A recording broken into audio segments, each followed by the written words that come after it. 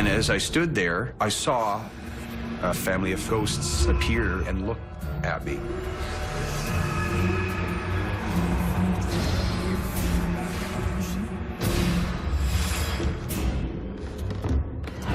I heard footsteps coming up the steps and coming straight into the room.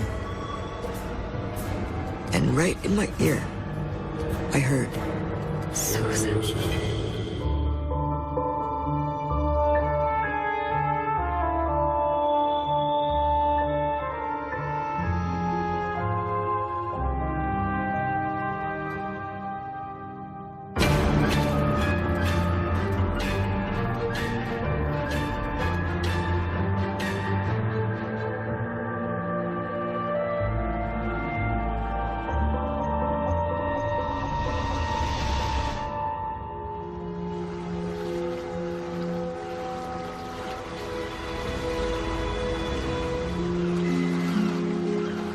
I'm a Brunswicker. I've lived most corners of the province, you know, moving around with family.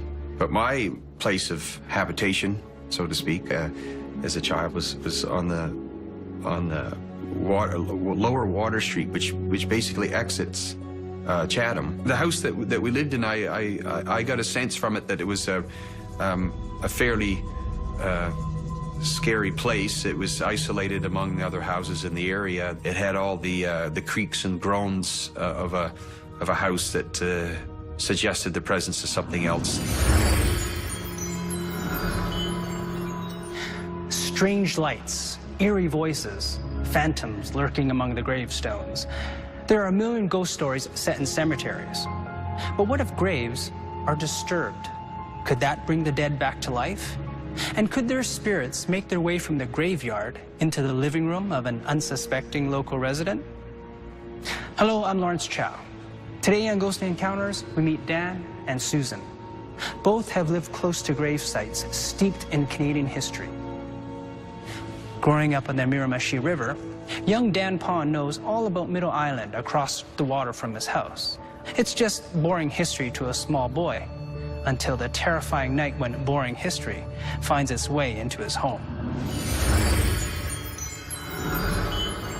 The proximity of the house in Lower Chatham was just up the shoreline from Middle Island. Geographically, we were very close, and we were one of the few houses overlooking the island.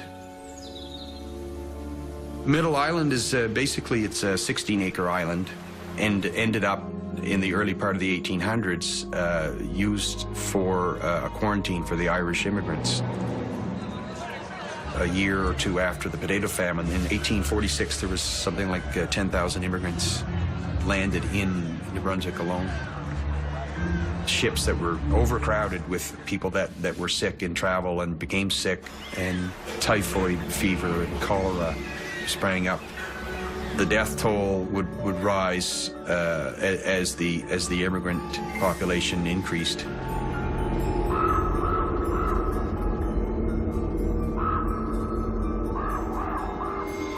I had an experience, a ghost experience. It was something that I basically discovered 25 years later.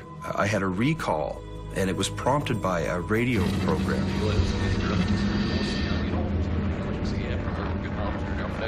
I was traveling in my car. I tuned into the CBC radio program speaking about a collection of reports that people have had on ghosts. Something very profound came to light as I was listening to these facts unfolding. And it was at that moment that I actually had the recall.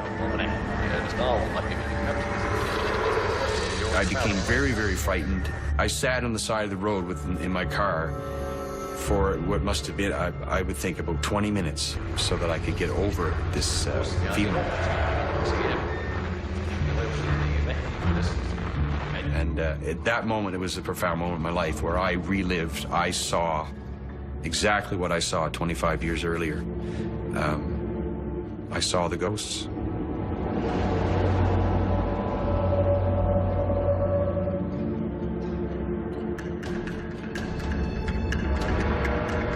As a child, I woke up I would routinely crawl into bed with Mom and Dad, or say, you know, get them to take me to the washroom.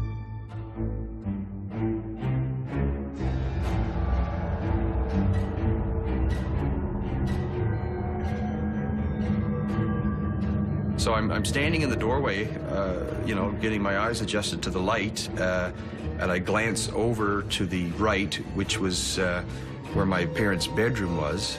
I experienced a veil of light, a long trail of light just flew by me down the hallway and ended up disappearing to the right into the front living room. And as I stood there, I saw a family of ghosts appear and look at me. I can say to you, I've never been more frightened in my life. I saw a little girl.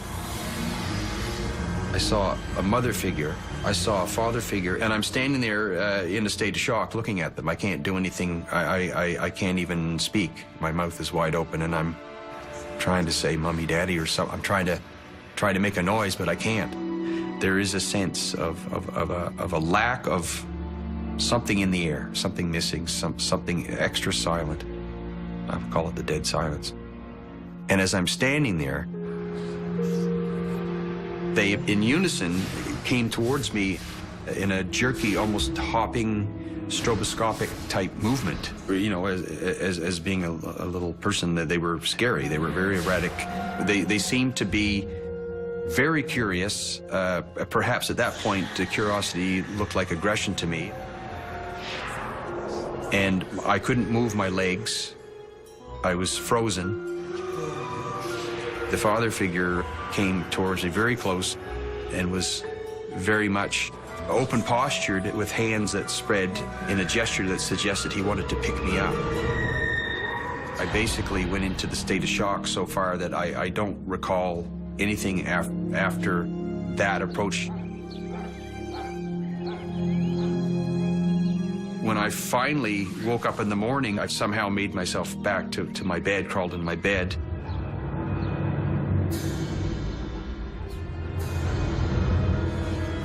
My mother said, "What's wrong, Danny?" And I said, "Mommy, I saw a ghost." She says, "Oh, there's no such thing as ghosts." So for a long time, I never thought about it. I never thought about it. I think as a child in that house in its proximity to Middle Island and the experience that I had, I would not doubt that there was a transference of human spirituality. The literature that I read about this island, that they had people buried there. People died there, people were buried there. The upper end of the island, the ice in the spring used to scrape the top of the island. There were actual human remains washing up and being unearthed from graves, unmarked graves of the Irish immigrants. I think there's a very strong link between disturbing a grave and what I experienced as a child in that house.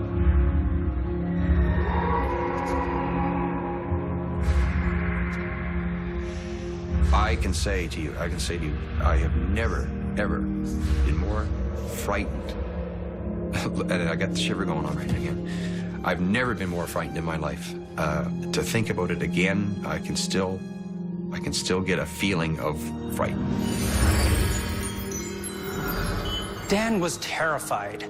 However, the ghosts in his story weren't threatening, just curious.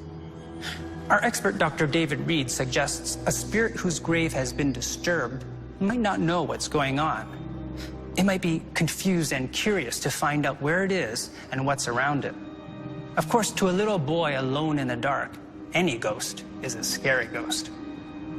Middle Island marks the spot of a tragedy, the premature deaths of many unfortunate Irish immigrants. With their rich history, Canada's maritime provinces have many sites with stories of horrific events. In Halifax, for example, there are markers all over the city to commemorate one of the world's great disasters, the Halifax explosion. One of them is a grave site for some of the 2,000 killed, and Susan Gorell lives right next door. I've been living in Halifax now for 35 years. I live in a tiny little house. It's very comfortable. It's small. It's cozy. And it's not very far from a graveyard where the unidentified are buried from the Halifax explosion. It was 1917 when it happened. Two ships collided. There was a lot of people that got killed. It was horrific, from what I've read. I got a little upset because they decided to put up an apartment building right beside the graveyard, and they started digging beside the cemetery. That's when all the weirdness started to happen. The scariness.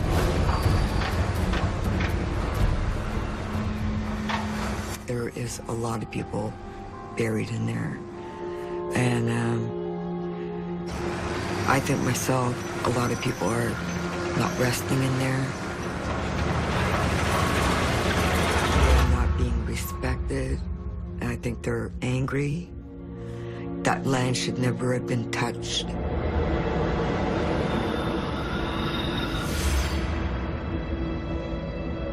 I've never experienced anything like this before in my life.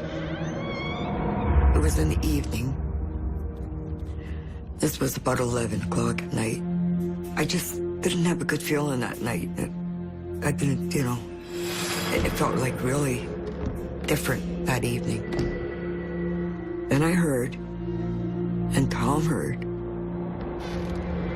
footsteps going straight upstairs and going into the right-hand bedroom.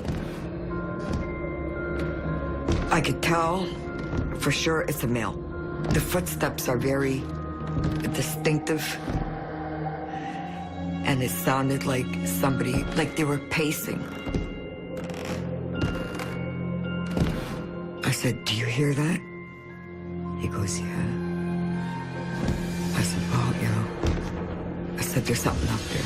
I said, "You got to get up there and have a look."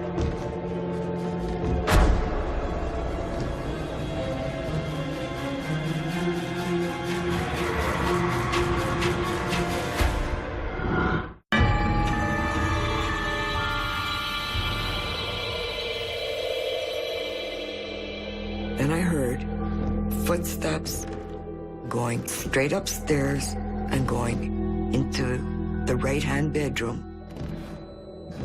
I said, "There's something up there." I said, "You got to get up there and have a look." He actually got out of bed, went up there.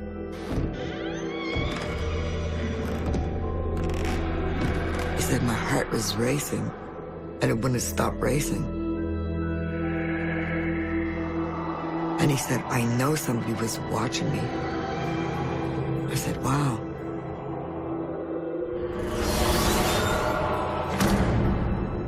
Every night, every single night, you can hear, you'll hear something every night.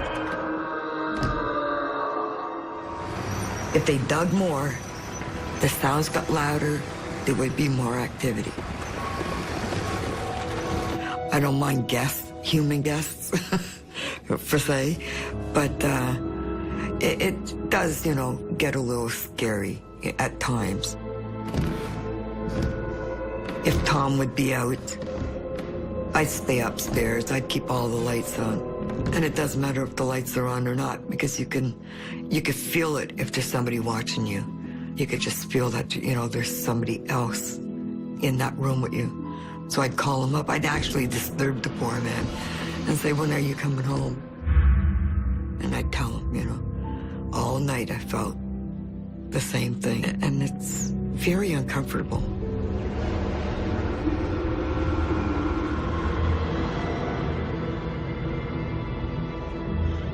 I was laying in bed, I was getting drowsy. Tom's out watching his shows. I think I'm gonna, bed down for the night, and I'm gonna call it quits. So I turned the light off. I heard footsteps coming up the steps and coming straight into the room, and right in my ear, I heard, Susan. I said, that's not Tommy. I kept listening, and then she said it again. Susan. And then it disappeared. Very quick. Nobody was in the room. No one. I said, wow. I just put my head down and I pulled the blankets up. I brought them up and I said, Tommy, I said, you know, it's got to be something going on here. He goes, well, I don't know what to tell you. I said, well, I'm going to tell you something. I said, I'm going to get on the phone and I'm going to get a priest in here and I'm going to get this house blessed. So I called up Brother James and he came out with Sister Rita and he blessed every single room in my house. And he said a prayer and we all said a prayer.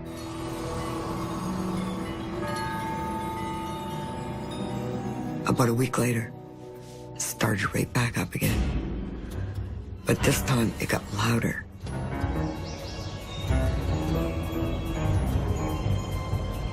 Going down into the basement, that's one place I hate going. You could just feel that, you know, there's somebody else in that room with you. And it's very uncomfortable.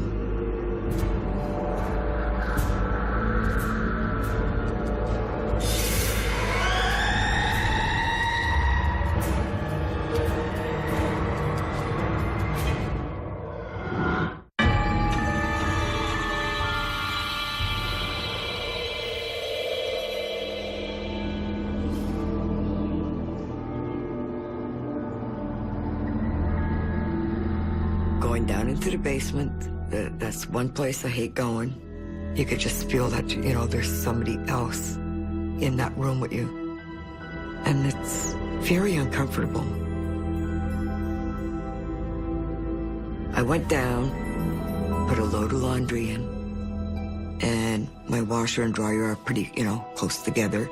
And then we have an exercise area where Tom works out.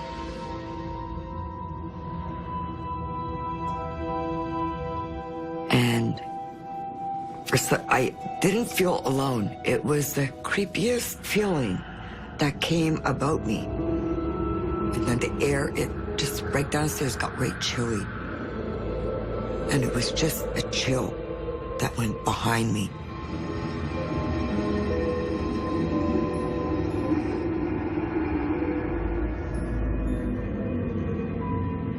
For some unknown reason, I turned towards the ball. And lo and behold, there it was. It was the man. It was a distinct man. I was in shock. I think that's the best way to put it. Because when you see something that you're not expecting, this will really throw it into you. I tell you, look, I didn't know what to do. I just stood and just looked. I stared. It's a feeling that comes over you that is almost, you can't describe it. It's like, what do you do? Where do you know, which way do you run? So believe you me, you wanted to see somebody run up the steps quick. I must have done 2 at a time, but I made it up. They're really stirring up, you know, a problem over there with, you know, all this drilling. That's it's got to be causing this. I'd like my house to return to the way it was. I don't like going around corners and seeing surprises. It does, you know, it gets you very nervous, you know, what's around the next corner. And I don't like it. I want my house back. That's what I want. Susan hoped the priest's cleansing would return her house to normal. Our experts can't be sure why it failed, but it's possible the priest was addressing what he thought were demonic spirits. Ghosts that aren't evil might not leave simply because the requests were not directed at them. Like Dan's ghosts, Susan's may just be curious and confused. Susan is not alone in her belief that disturbing graves stirs up trouble. There are many reports of paranormal activity when new houses are built near First Nations burial grounds. Ancient Chinese tradition dictates that cemeteries are left unmanicured for fear of disturbing the dead.